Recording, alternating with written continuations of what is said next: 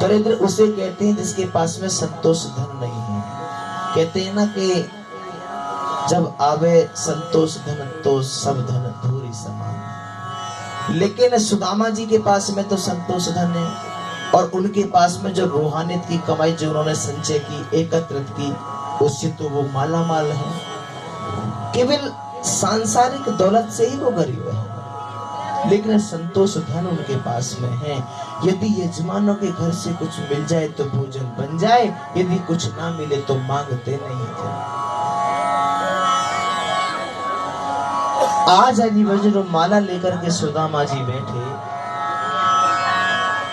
तो सुशीला जी आई। सुशीला पहले तो प्रतीक्षा करती रही कि कब स्वामी की माला पूरी हो और कब हम उनसे बात करें। तो जब सुदामा जी की माला पूरी हुई तो सुशीला जी को खड़े हुए देखा। सुदामा जी कहने लगे, देवी तुम यहाँ क्या कर रही हो? बोलो क्या बात है? कि बात क्या है स्वामी, मैं आपसे कुछ कहना चाहती हूँ। हाँ बोलो, क्या कहना चाहती हो? मैं ये कहना चाहती हूँ कि जो तुम्हारे बचपन के जो सखा हैं श्री कृष्णचंद्र जी महाराज, क्या आपका उनसे मिलने का मन नहीं होता? आज सोचने लगे सुदामा जी, हाँ हाँ क्यों नहीं, वैसे तो और देवी मिलने की तो बात है, तो मैं तो अंतर में उनसे दिन में न जाने कितनी बार मिलता हूँ। अब सुशीला सोचने लगी यदि शरीर से मिलने न जाए तो कैसे काम बने। अब इधर सुशीला जी कहने लगी, वो तो बात ठीक है स्वामी, लेकिन तन से भी उनसे कभी मिलने जाओ ऐसा आपकी इच्छा नहीं करती। बोले तुम कहना क्या चाहती हो देवी? तुम ये कहना चाहती हो कि मैं अपने बचपन के सखा कन्हैया के पास जाऊं और उससे कुछ मांगू? तो सुशीला कहने लगी, मैंने कब कहा स्वामी कि आप उनके पास जाकर के उनसे कुछ मांगो? उनसे मांगना नहीं पड़ता है। मैं तो सिर्फ इतना कह रही हूं कि एक बार तुम उनके दर्शन के लिए तो जाओ। सुदामा जी कहने लगे, देवी तुम ये कहना चाहती हो कि मैं अपने कन्हैया से जाके कुछ मांगू?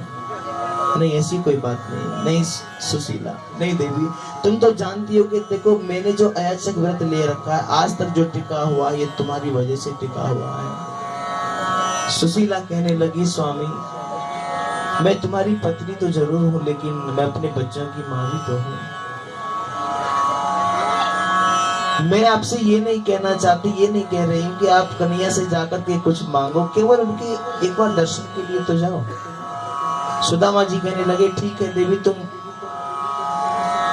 अपने सखा से मिलने के लिए तो कह रही हो, मैं जरूर जाऊंगा। लेकिन देखो कहते हैं कि यदि दुश्मन के घर भी हम जाएं तो हमें कभी खाली हाथ नहीं जाना चाहिए, और मैं तो वैसे भी अपने बचपन के सखा के यहाँ जाऊंगा, और हमारे घर में देवी ऐसी कोई वस्तु नहीं है जो मैं अपने सखा के पास लेकर के जा सकूं।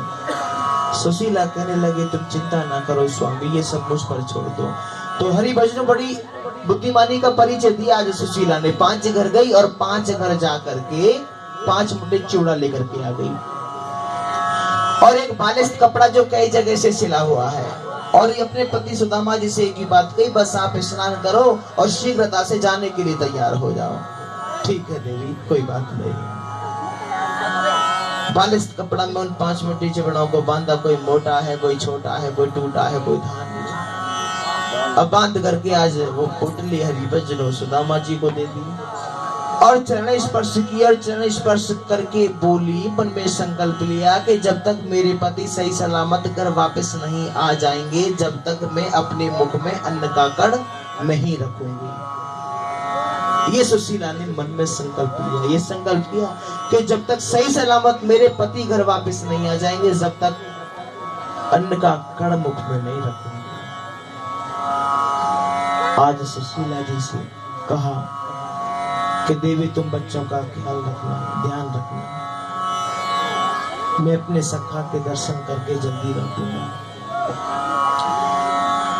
आज सुदामा जी जा रहे हैं और मन में एक ही अभिलाषा है, कृष्ण दर्शन की।